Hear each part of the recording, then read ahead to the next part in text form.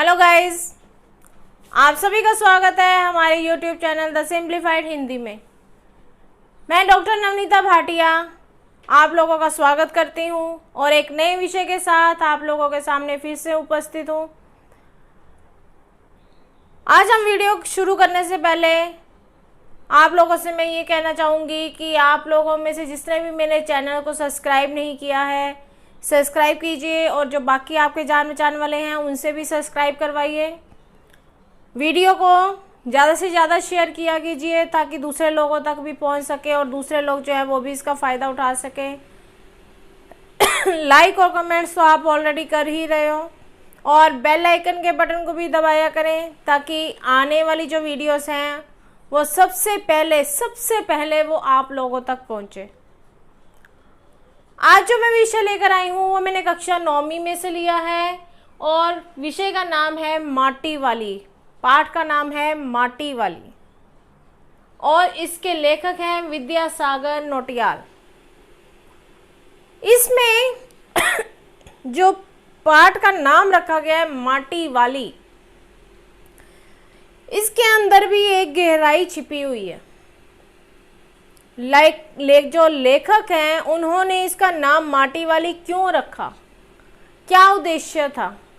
पाठ को लिखने का उद्देश्य है विस्थापितों की समस्या को उजागर करना। तो सबसे पहले कि विस्थापित होता क्या है। विस्थापित शब्द जो है वो विस्थापन से बना। विस्थापन क्या होता है? एक जगह से दूसरी जगह किसी को शिफ्ट करना। यानी कि मान लीजिए आप जिस जगह पर रह रहे हो, आपको किसी कारणवश ये बोला जाता है कि आपको इस स्थान को छोड़कर किसी नई जगह पर जाकर शिफ्ट होना है तो इसे कहा जाता है विस्थापना। विस्थापन इसे कहा जाता है। तो इसमें विस्थापितों यानी कि जिनको शिफ्ट किया गया है, जिनको एक जगह से उखाड़कर दूसरी जगह पर भेजा गया, उनकी समस्याओं को उजागर करना कि उनको क्या क्या समस्या इस विस्थापन के बाद आती है।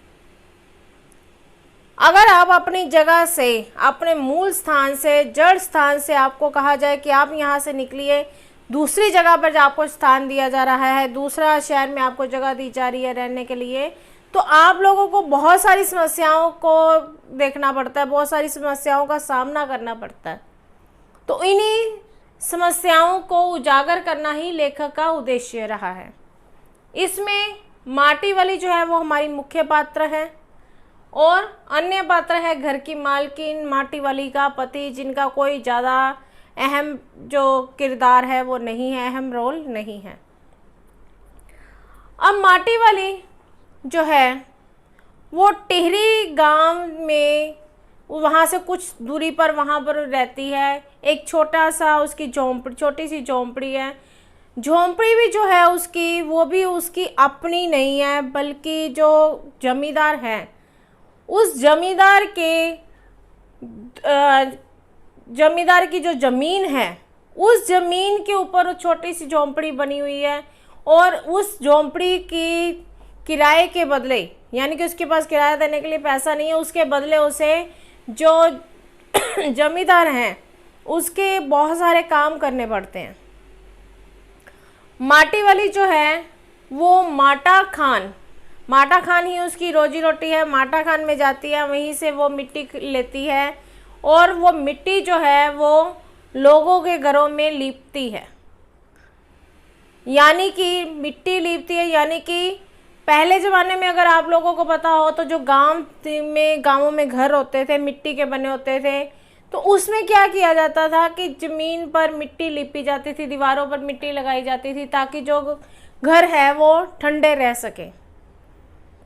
तो माटी वाली जो है वो इसी प्रकार का काम करती थी, माटी लाती और उनको लोगों के घरों तक पहुंचाती और वहां जाकर उसका लेप करती। माटी वाली के पास एक कनस्तर था। कनस्तर वो हमेशा अपने सिर पर रखती थी और कनस्तर में ही वो माटा खान से माटी लेकर आती थी और उसे वहां पर लोगों के घरों के आगे लीपती थी। अब माटी वाली जो है वो अपना ये काम बड़ी ही हिम्मत से करती है, बड़ी ही बहादुरी के साथ वो अपना ये काम करती रहती है। उसके पास इस काम को करने के अलावा और कोई भी साधन नहीं है अपनी रोजी रोटी कमाने का।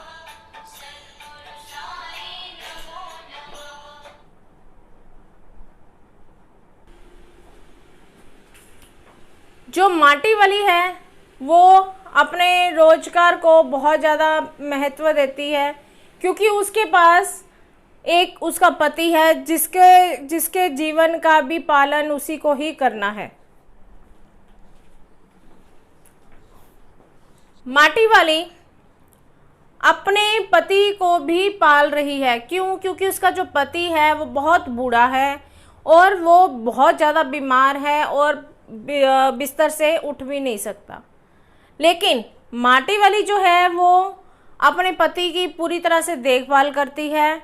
उसे अपने पति के साथ बहुत ज़्यादा सहानुभूति है, बहुत ज़्यादा लगाव है, बहुत ज़्यादा प्यार है। एक दिन माटी वाली माटी लेकर किसी के घर पे माटी लिपने जाती है, तो वहाँ की जो मालकिन है वो उसे खाने के लिए रोटियां देती है। तो जो माटी वाली है वो क्या करती है कि एक रोटी खा लेती है और मालकिन की नज़र से बचाकर बाकी जो रोटियां हैं वो उसे अपनी साड़ी के पल्लू में लपेट लेती है। इसके पीछे क्या कारण है? कारण ये है कि उसके दिमाग में ये चल रहा होता है कि जो रोटियां उसने अपने पास रखी हैं, जो रोटियां उसको मिली हैं, वो उसके जो पति है, जो बूढ़ा पति है, उसको जाकर वो खिलाएगी। इसीलिए वो मालकिन की नज़र से बचकर ऐसा काम करती है। मालकिन आती है तो पीतल के गिलास में चाय लेकर आती है, तो जो माटी वाली है बड़ी हैरान हो जाती है कि आज के समय में भी लोगों के घर में पीतल के बर्तन देखने को मिल रहे हैं, जबकि आजकल के लोग जो हैं वो ऐसा सामान जो है उठाकर घर से बाहर फेंक देते हैं, मतलब बेच देते हैं। उन्हें इन सामान की कोई ज़रूरत नहीं होती। तो वो बड़ी हैरान होकर मालकिन से पूछती है कि आज भी आपने पीतल का सामान रख रखा है, पीतल के बर्तन रख रखे हैं। तो जो मालकिन है वो कहती है कि ये हमारे पूर्वजों की निशानी है। हमारे जो बड़े बुजुर्ग हैं उन्होंने पता नहीं कैसे अपना पेट काट काट कर इन बर्तनों को इकट्ठा किया होगा, ये उनकी धरोहर है। और अगर आज हम इसी को बेच देते हैं तो मेरे ख्याल में हम अपने पूर्वजों के साथ अन्याय कर रहे हैं। इसीलिए मैंने इन बर्तनों को आज भी संभाल कर रखा हुआ है। जो माटी वाली है वो बड़ी हैरान हो जाती है सुनकर। मालकिन कहती है कि हमें इनकी निशानी को, धरोहर को संभाल कर रखना चाहिए। हाँ, अगर हमारे ऊपर बहुत ज़्यादा मुश्किल आ गई, कोई बहुत ज़्यादा विपदा आ गई और हमारे पास पैसा नहीं है, कोई और अन्य साधन नहीं है पैसे का, तब अगर हम इसको बेच देते हैं तो हमारे लिए तब इसको बेचना गलत साबित नहीं होगा। माटी वाली वहाँ से चली जाती है, फिर अगले घर में जाती है, वहाँ से उसको कुछ पैसे मिलते हैं, तो वो पैसे और रोटी दोनों को संभाल कर रख लेती है कि अपने पति को, अपने जिसे वो बुढ़ा कहती है, उसे वो खाली आज रोटियां नहीं देगी, सूखी रोटियां नहीं देगी, बल्कि वो क्या करेगी कि प्याज को कूट कर उसकी सब्जी बनाकर बुढ़े को साथ में देगी। मन ही मन वो रोटियों का हिसाब लगाती है कि इतनी रोटी मैं बुढ़े को दूंगी, इतनी रोटी मैं खाऊंगी और साथ में सब्जी दूंगी, तो बुढ़ा जो है वो बहुत ज़्यादा खुश हो जाएगा। वो कहती है कि बुढ़ा एक से ज़्यादा रोटी नहीं खा सकता, लेकिन फिर भी मैं उसे इतनी दूंगी। अब यहाँ पर माटी वाली का रोटियों का हिसाब लगाना ये बताता है कि माटी वाली जो है वो अपने पति के साथ कितना प्रेम करती है। वो चाहती तो सारी रोटी वहीं पर खा सकती थी, लेकिन उसके दिमाग में अपने पति, उसका पति जो है वो घूम रहा है, वो उसका ध्यान उसके दिमाग में आता है। यहाँ पर उसका एक बच्चे के प्रति जो वात्सल्य प्रकट होता है, वही उसका वात्सल्य अपने पति के प्रति प्रकट हुआ है। माटी वाली घर आती है, बुढ़े को आवाज़ देती है, बुढ़े की तरफ से कोई भी उसको जवाब नहीं देता। वो आती है तो वो अपना प्याज काटती है और अपनी रोटी तैयार करने में लग जाती है कि वो बुढ़े को खिलाएगी। लेकिन जब बुड्ढे की तरफ से कोई भी, उसके पति की तरफ से कोई भी आवाज़ नहीं आती, तो वो जाकर उसको हिलाती है तो देखती है कि उसका जो बूढ़ा पति है उसकी मृत्यु हो चुकी है, अर्थात वो मर चुका है। तब माटी वाली सोचती है कि अब वो उसको लेकर कैसे, कहाँ उसका संस्कार करे, शमशान घाट कैसे जाए। तभी क्या होता है कि वहाँ पर नगर पालिका की तरफ से विस्थापितों के जो लीडर होते हैं वो वहाँ पर आते हैं और वो उसे कहते हैं कि वो जहाँ पर रह रही है वहाँ का जो भी कागज़ पत्र है वो दिखाए। वो कहती है कि मेरे पास ऐसा कुछ नहीं है। वो कहते हैं कि माटा खान का क्या उसके पास कोई कागज़ पत्र है?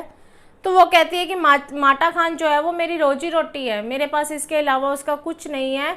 मैं तो बूढ़ी हो चुकी, मेरे पास कोई भी कागज़ पत्र नहीं है।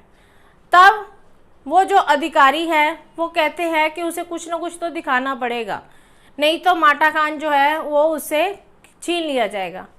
अब माटी वाली सोच में बढ़ जाती है क्योंकि उसके पास तो कुछ भी नहीं है। सारी उम्र उसने अपनी जो है वो ऐसे ही बिता दी, माटी लाने में, लीपने में, और यही उसकी रोजी रोटी का साधन था। तब क्या होता है कि टेहरी नदी पर बांध बनाने का काम शुरू कर दिया जाता है। वहाँ नदी पर बांध बनाया जाता है तो सारे का सारा पानी जो है वो गांव की तरफ आ जाता है। तो वहाँ पर जितने भी लोग होते हैं वो भाग जाते हैं, उनमें अफरा तफरी मचती है, हर कोई अपनी जान बचाने की कोशिश में लगा रहता है। सब वहाँ से भागना शुरू कर देते हैं। देखते ही देखते जो पानी है वो इतना ज़्यादा फैल जाता है, उसका बहाव इतना तेज होता है कि वहाँ का जो शमशान है वो भी पानी में डूब जाता है। तब माटी वाली कहती है, आखिर में अंत में पाठ के माटी वाली कहती है कि गरीब आदमी का कभी भी शमशान नहीं उजड़ना चाहिए। यानी कि जो गरीब इंसान है उनके एकमात्र सहारा जो होता है वो शमशान होता है, कि वहीं पर उन्हें जाकर अपना अंतिम समय गुजारना है। तो वो कहती है कि गरीब इंसान को जहाँ पर अंत में जाकर रहना है, स्थान मिलता है, तो वही उसका स्थान जो है वो नहीं उजड़ना चाहिए।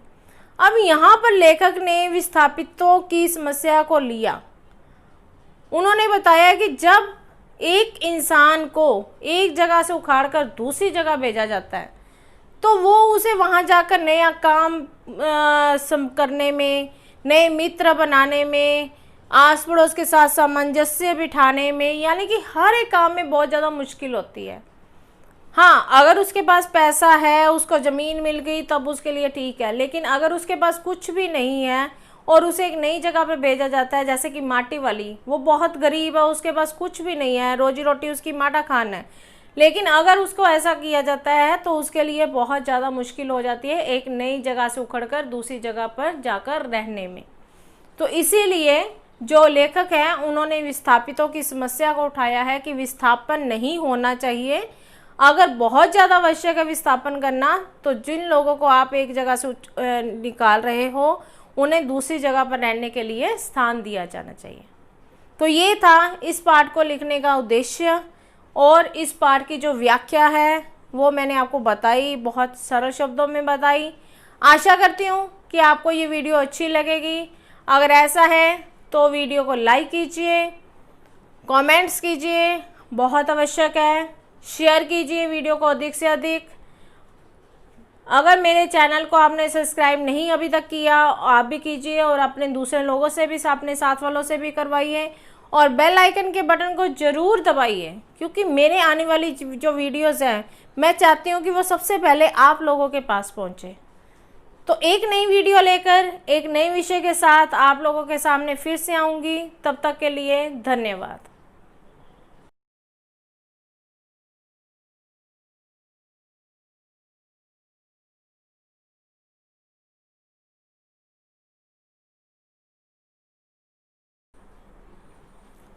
हेलो गाइस, आप सभी का स्वागत है हमारे YouTube channel the simplified Hindi में।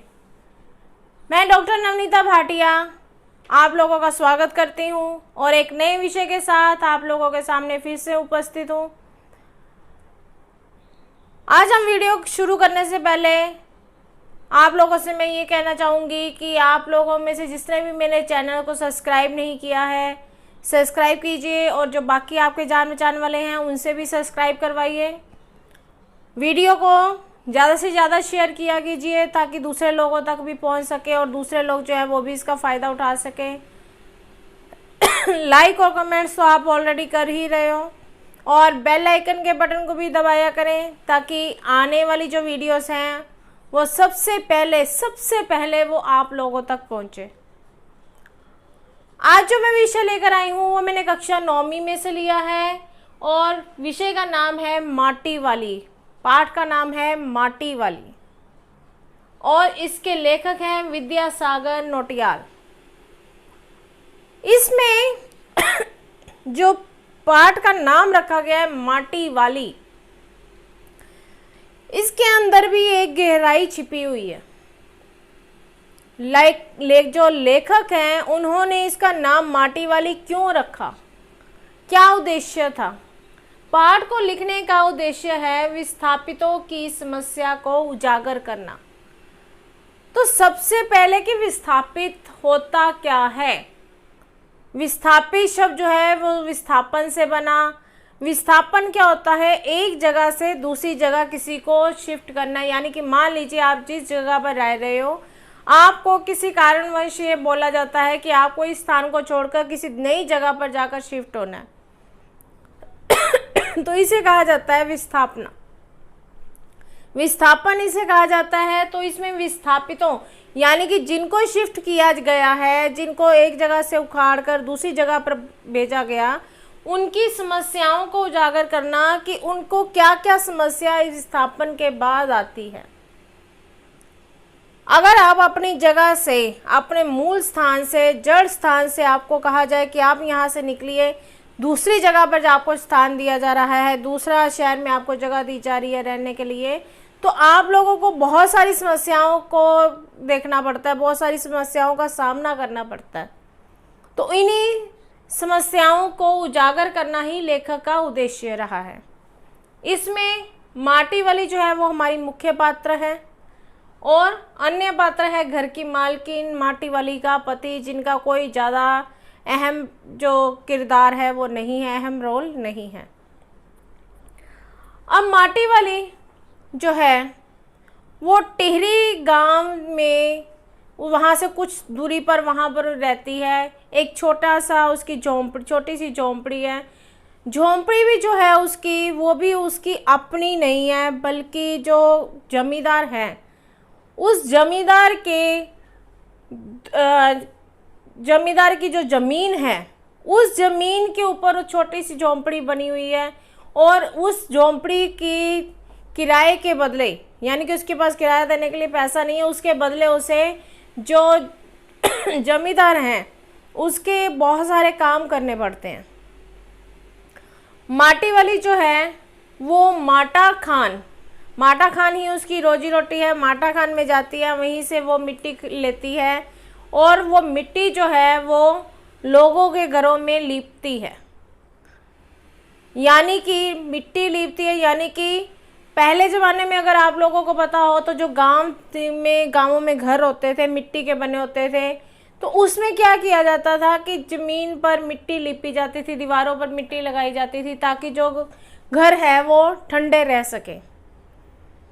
तो माटी वाली जो है वो इसी प्रकार का काम करती थी, माटी लाती और उनको लोगों के घरों तक पहुंचाती और वहां जाकर उसका लेप करती।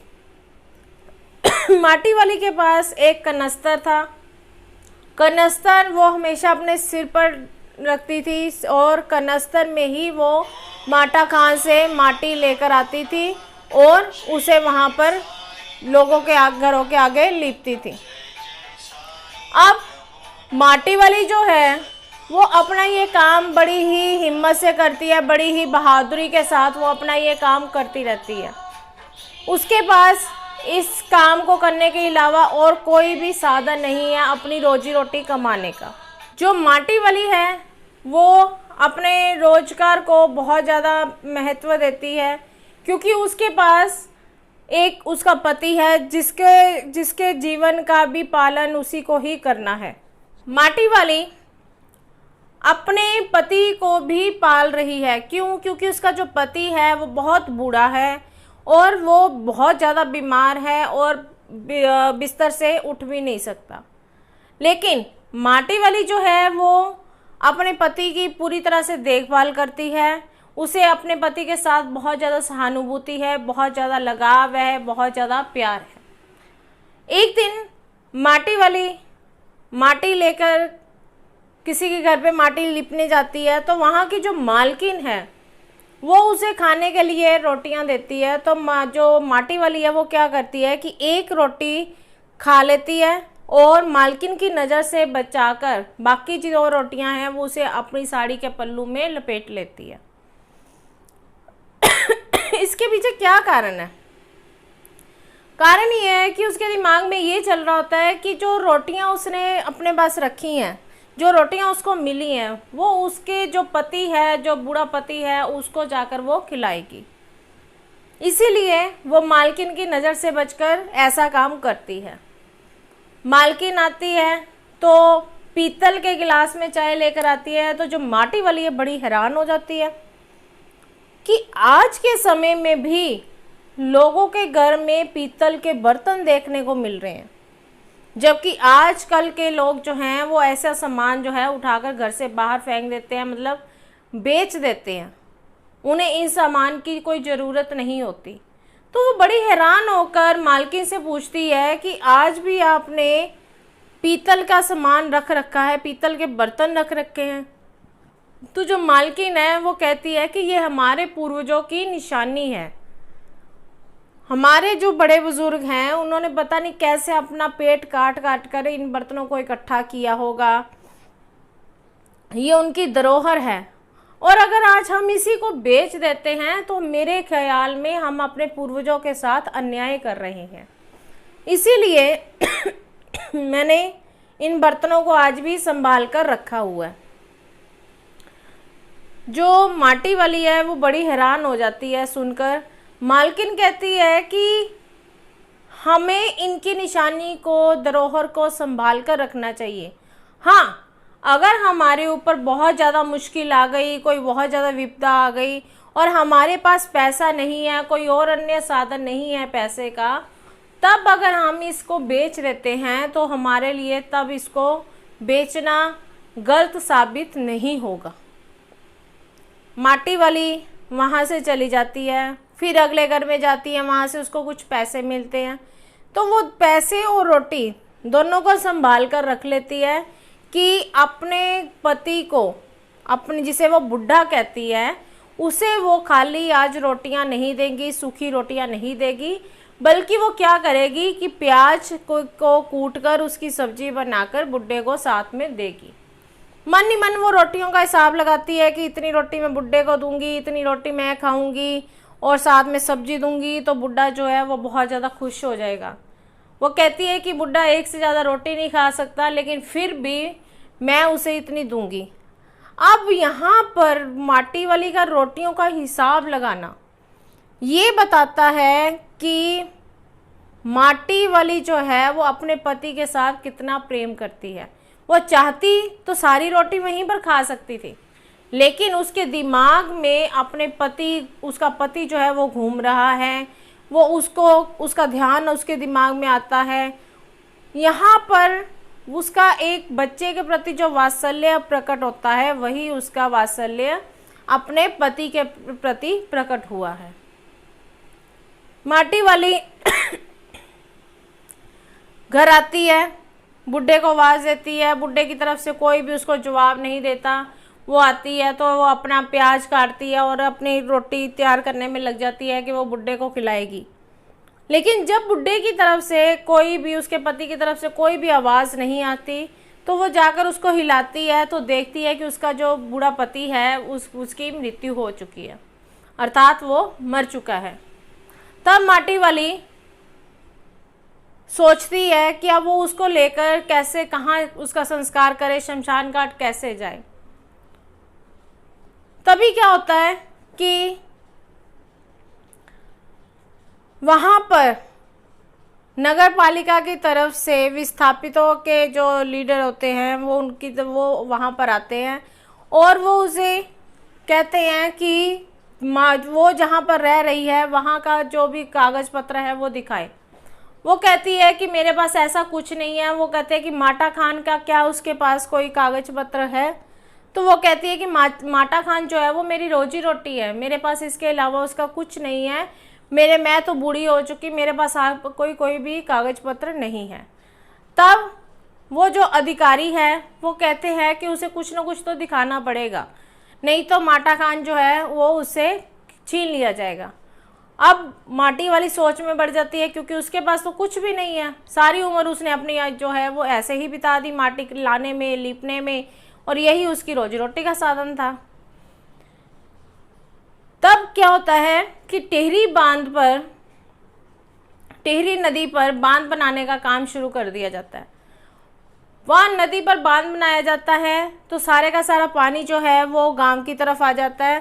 तो वहाँ पर जितने भी लोग होते हैं वो भाग जाते हैं, उनमें अफरा तफरी मचती है, हर कोई अपनी जान बचाने की कोशिश में लगा रहता है। सब वहाँ से भागना शुरू कर देते हैं।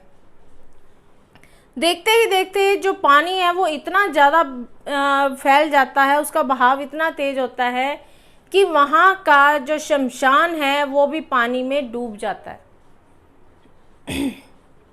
तब माटी वाली कहती है, आखिर में अंत में पाठ के माटी वाली कहती है कि गरीब आदमी का कभी भी शमशान नहीं उजड़ना चाहिए। यानी कि जो गरीब इंसान है उनकी एकमात्र सहारा जो होता है वो शमशान होता है, कि वहीं पर उन्हें जाकर अपना अंतिम समय गुजारना है। तो वो कहती है कि गरीब इंसान को जहाँ पर अंत में जाकर रहना है, स्थान मिलता है, तो वही उसका स्थान जो है वो नहीं उजड़ना चाहिए। अब यहाँ पर लेखक ने विस्थापितों की समस्या को लिया। उन्होंने बताया कि जब एक इंसान को एक जगह से उखाड़कर दूसरी जगह भेजा जाता है तो वो उसे वहाँ जाकर नया काम करने में, नए मित्र बनाने में, आस पड़ोस के साथ सामंजस्य बिठाने में, यानी कि हर एक काम में बहुत ज़्यादा मुश्किल होती है। हाँ, अगर उसके पास पैसा है, उसको ज़मीन मिल गई तब उसके लिए ठीक है, लेकिन अगर उसके पास कुछ भी नहीं है और उसे एक नई जगह पे भेजा जाता है, जैसे कि माटी वाली, वो बहुत गरीब है, उसके पास कुछ भी नहीं है, रोजी रोटी उसकी माटा खान है, लेकिन अगर उसको ऐसा किया जाता है तो उसके लिए बहुत ज़्यादा मुश्किल हो जाती है एक नई जगह से उखड़कर दूसरी जगह पर जाकर रहने में। तो इसीलिए जो लेखक हैं उन्होंने विस्थापितों की समस्या को उठाया है कि विस्थापन नहीं होना चाहिए। अगर बहुत ज़्यादा आवश्यक है विस्थापन करना तो जिन लोगों को आप एक जगह से निकाल रहे हो उन्हें दूसरी जगह पर रहने के लिए स्थान दिया जाना चाहिए। तो ये था इस पाठ को लिखने का उद्देश्य, और इस पाठ की जो व्याख्या है वो मैंने आपको बताई, बहुत सरल शब्दों में बताई। आशा करती हूँ कि आपको ये वीडियो अच्छी लगेगी। अगर ऐसा है तो वीडियो को लाइक कीजिए, कमेंट्स कीजिए, बहुत आवश्यक है, शेयर कीजिए वीडियो को अधिक से अधिक। अगर मेरे चैनल को आपने सब्सक्राइब नहीं अभी तक किया, आप भी कीजिए और अपने दूसरे लोगों से भी, अपने साथ वालों से भी करवाइए, और बेल आइकन के बटन को ज़रूर दबाइए, क्योंकि मेरे आने वाली जो वीडियोज़ हैं मैं चाहती हूँ कि वो सबसे पहले आप लोगों के पास पहुँचे। तो एक नई वीडियो लेकर एक नए विषय के साथ आप लोगों के सामने फिर से आऊँगी। तब तक के लिए धन्यवाद।